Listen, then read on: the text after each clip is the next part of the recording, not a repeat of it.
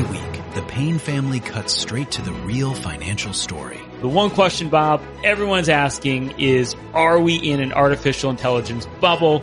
You've been through boom and bust. What do you think? No hype, no myths. Just what actually matters to your money.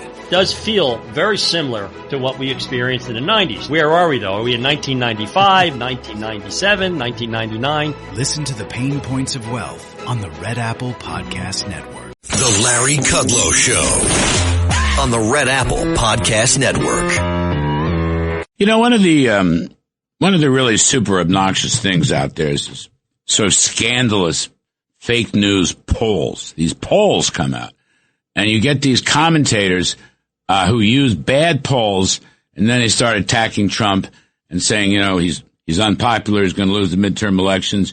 I hate to say it, but my old friend Karl Rove was very guilty of that in his Wall Street Journal piece this week, citing polls that are completely unbalanced and have no relationship to what past voting patterns look like. I mean, it's really a scandal. Honestly, it's a fake news scandal. Trump himself blasted the New York Times Siena poll, which is as guilty as anything on this subject. So let's talk a little bit about that, because I don't care what the polls say. I think people understand how well Trump is doing, and they admire the fact that he's getting stuff done, mostly what they want done. So we welcome John McLaughlin, pollster. This is my favorite pollster. He's one of my favorite people, but he's a great pollster. And we also welcome my pal David Webb, Fox News contributor, the David Webb Show, Sirius XM talk show host. So, look, the first thing I'm just going to assert, as I did in the first half hour of the show, how brilliantly Trump worked Davos and how he is checkmating Russia and China and getting what he wants and protecting the hemisphere and so forth and so on, and how brilliant the economy is doing. And then you got these crazy polls. So we don't have, John McLaughlin, you can't say everything here, but basically the CNN poll, phony poll, the Quinnipiac poll, phony poll, the New York Times Siena poll, phony poll. And if you take a phony poll and then apply it, you're going to get a phony analysis. And these numbers aren't, what do you got, 29% Republicans, even though they had 35% votes? And right. Trump gets what do you get? They give Trump 38% Trump voters, even though he had 50% in the last election. So it's like a 7-year-old. People in the third grade should be able to figure this out.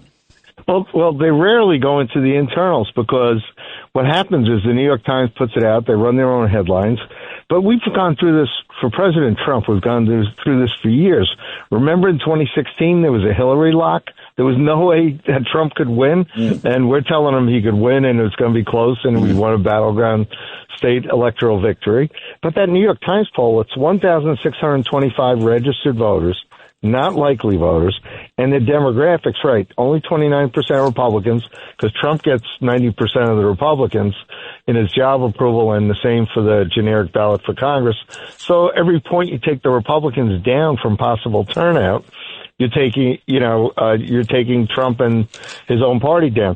But the worst was, we got 50% of the national popular vote in 2024. They only have 38% Trump voters. What do they do with the other 12%? What do they? Look, they must know this. What do they do? What is the mathematical, quantitative excuse for this? They don't give an excuse. They're the media, and what they do is they do it, and they know what they're doing, because they fill it with voters who didn't vote, who aren't going to vote in a midterm election, which is lower, who don't like Trump 2-1, and they do it on purpose, because they're trying to suppress our vote for November. And like, they get somebody like Carl. Carl knows better.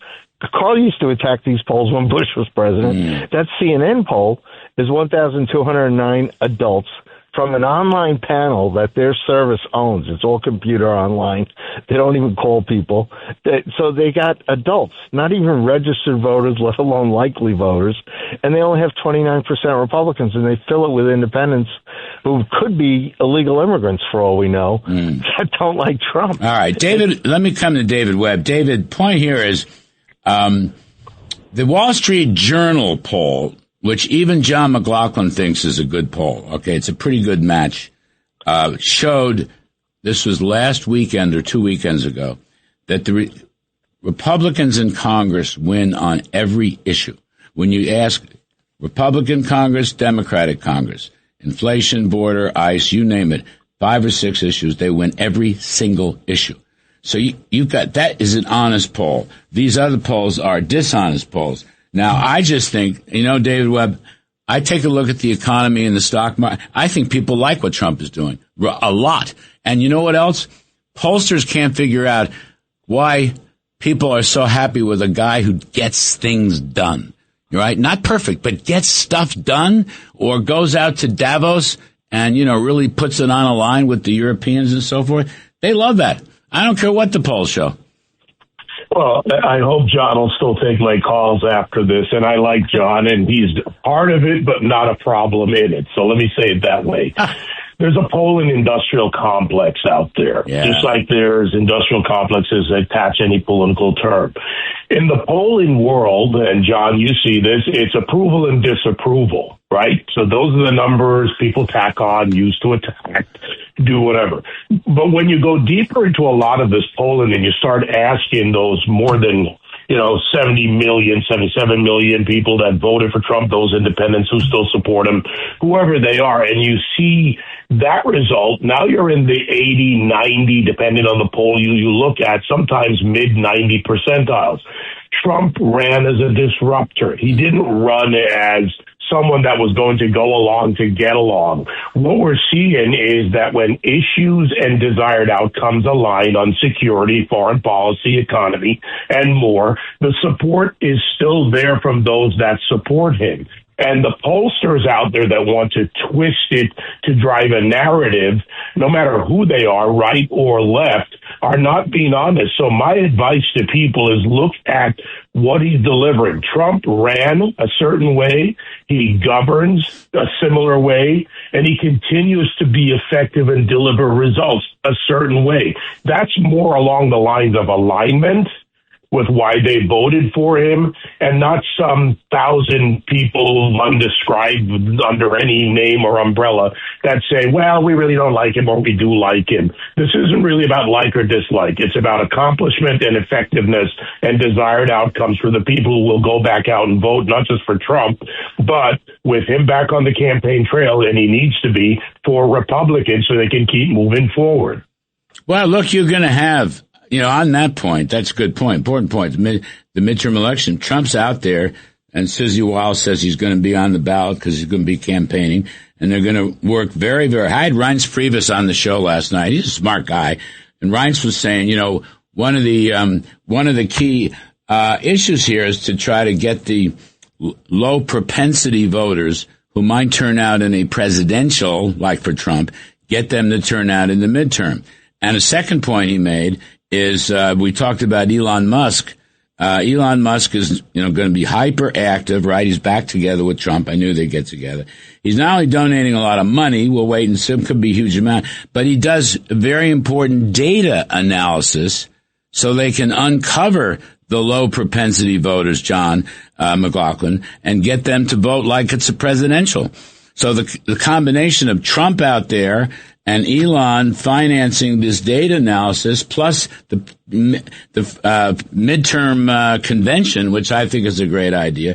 I mean, I think that's great. But here's the thing. Look, I watched Davos. The whole world was watching Davos, all right? People that don't normally tune in, Davos was everywhere. Trump did great. He gave a fabulous speech. You don't think that helped him? I don't care what the polls say. It helped him. He won in Greenland. The economy is doing well. We're the only ones growing. I mean, come on. I don't care polls. I don't need a poll to know that this guy is at the top of the world. Okay? He's a winner. He's a winner. These other little weenies are losers. Yep. You're exactly right, Larry. But the bad news is most people didn't watch it. Oh, come on. Everybody watched it. No. Everybody. Well, I watched it. Barbershops, diners, bars. Because there was no football games. The football starts tomorrow. The pro football starts tomorrow. No, but our big problem is media misinformation, Larry. Last month, when I said, is the economy getting better or worse in our national poll, 37% said better. 56% said worse. However, remember that question that you helped us write? If they knew the economy was growing, taxes were cut. Right. That's right. If we tell them about the economic growth story, that the rate of inflation is lower, wages are growing faster, you got a 5% GDP, all of a sudden they say 62 to 33. They say it's better. Right. The problem is the same media outlets that are sponsoring these bad polls did not tell the good news of that Davos story. Well, Trump will get it out. I mean, we know this. That's why we're going out there. That's right. By the way, and you're that's what we did in 2016. That's what we did in 2024. We got out these working class Trump voters who don't like the establishment, who've been taken advantage of, and now this is their guy who's fighting for them. We'll get them back out, but Donald Trump will lead that charge. You got these. It's just interesting to me. Okay, the truth will win out in the end. Okay, the truth will set you free. But David Webb, you got these women in Virginia and New Jersey, with Cheryl in New Jersey, the new governor, and Sponberger, whatever her name is, in Virginia. And, okay, so they're supposedly ran as moderates, right? They're different than AOC. Really? The first thing they do is they start going after ICE. We're going to defund ICE. We're not going to cooperate with ICE. All right? First thing they do. Then they start talking about raising taxes. I mean, this is Democratic pap. There's no change. And Mandami, I get him. I mean, at least he's honest. You know, he's a big socialist, and I'm fine with that. Plus, he's texting with Trump. But these other, they ran as moderates, and it lasted 20 minutes, and after they were inaugurated, they become Bernie Sanders and Elizabeth Warren, David. And the fact is, they never really did run as moderates. That might have been messaging, but when you looked at the policies, they either did not denounce or the ones they openly did not endorse. You've got to look between the lines when you come to them. There's no surprise with Spanberger or Mikey Sherrill. It's exactly what I expected. The Republicans were not going to win for a number of reasons. That was pretty well laid out. The surge in Northern Virginia for the Democrats, and in New Jersey, that was just going to be a win for Mikey Sherrill by the numbers. But what's really dangerous is what their legislatures are doing along with them. For example, and I'm telling everybody, this is the warning for Virginia, in all of the things that have come out about the legislative agenda and proposals, ranked choice voting in Virginia. John McLaughlin, help me with this. Ranked choice voting will take Virginia blue and keep it blue for a long time. It's an effective tool. By the way, one of the first things she did was fire all of the University of Virginia trustees that were appointed, by who's or what's. They were moderates and conservative, trying to turn UVA around. It used to be a great school. Democrats ran it into the ground, and they tried to resurrect it. They're going to fire everybody, and it's going to become a woke school again. One of the first things she did, go after UVA. It's incredible. So you're right. She never was a moderate. The one here in New Jersey is not a moderate either.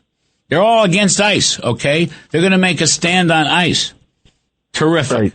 Absolutely terrific. All right, I got to take a break. I want to come back. I do want to talk about Davos because I think everyone in America is probably 200 million people were watching Davos on the daily. By the way, the Kudlow ratings this week were very high. We covered Davos. We did very well.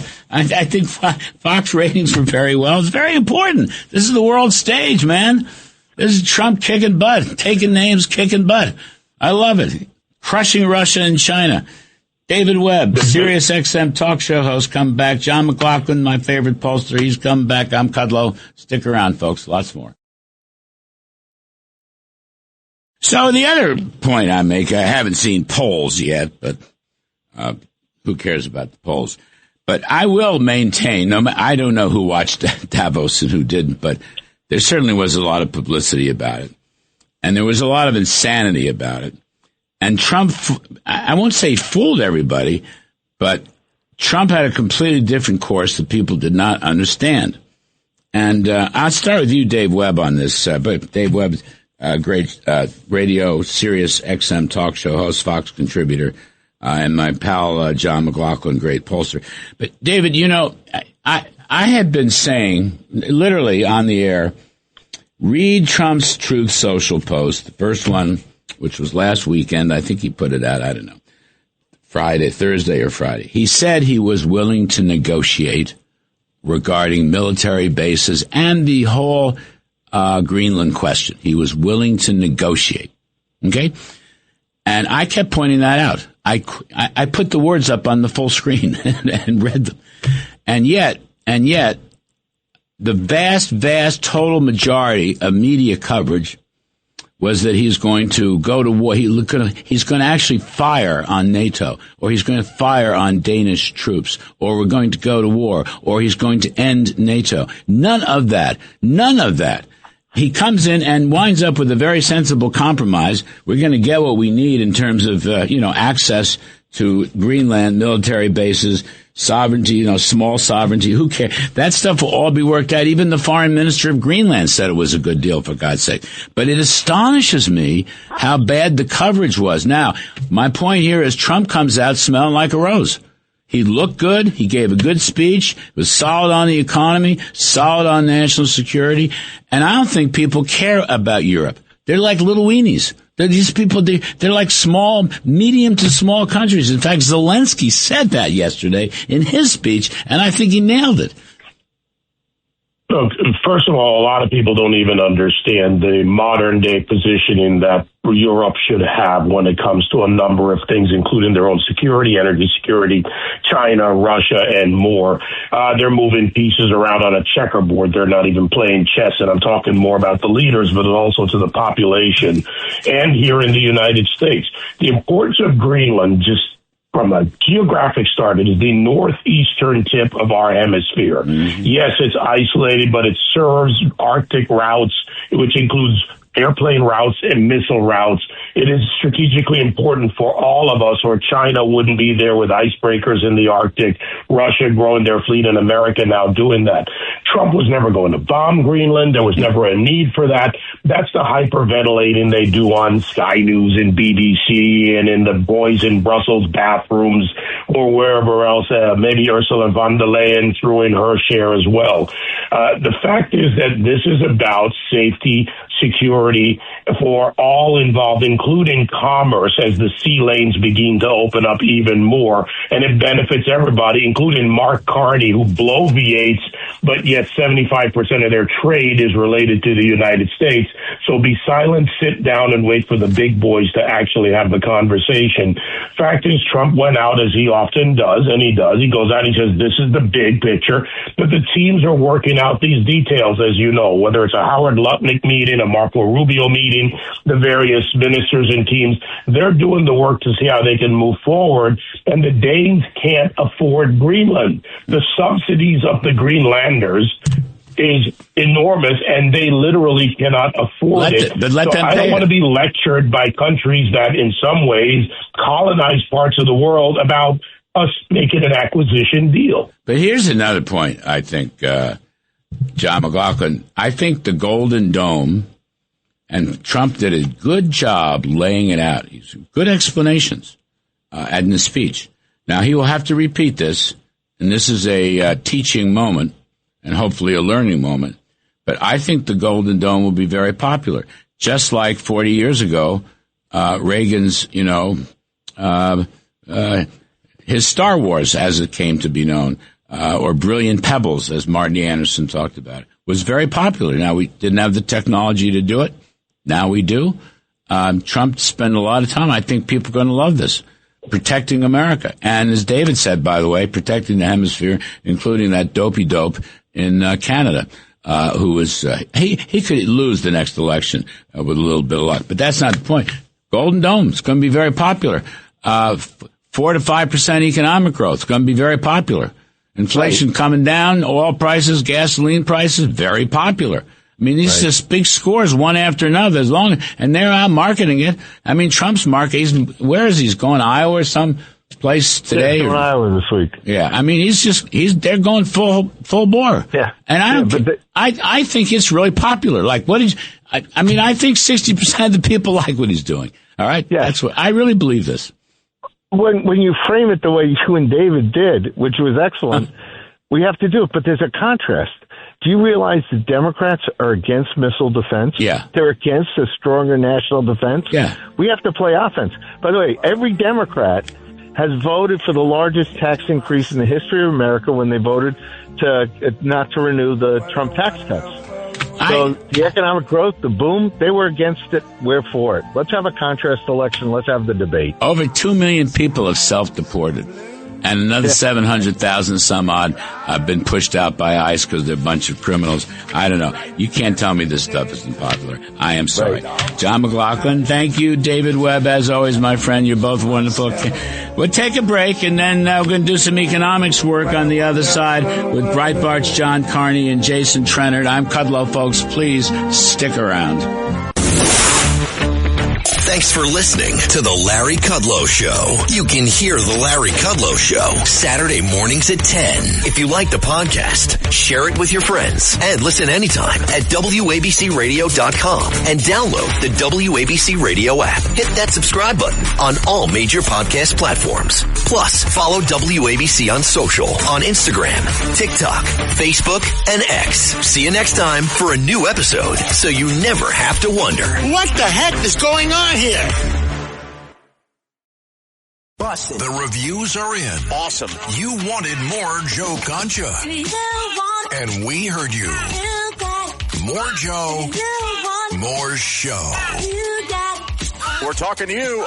Under promise and over deliver. Joe Concha. Weeknights at 9. Plus Sunday mornings at 11 on 77 WABC. Jimmy Kimmel no longer tries to be funny. Not that he ever really was. Joe Concha. Weeknights at 9. Plus Sunday mornings at 11. Democrats defending cocaine coming into the country.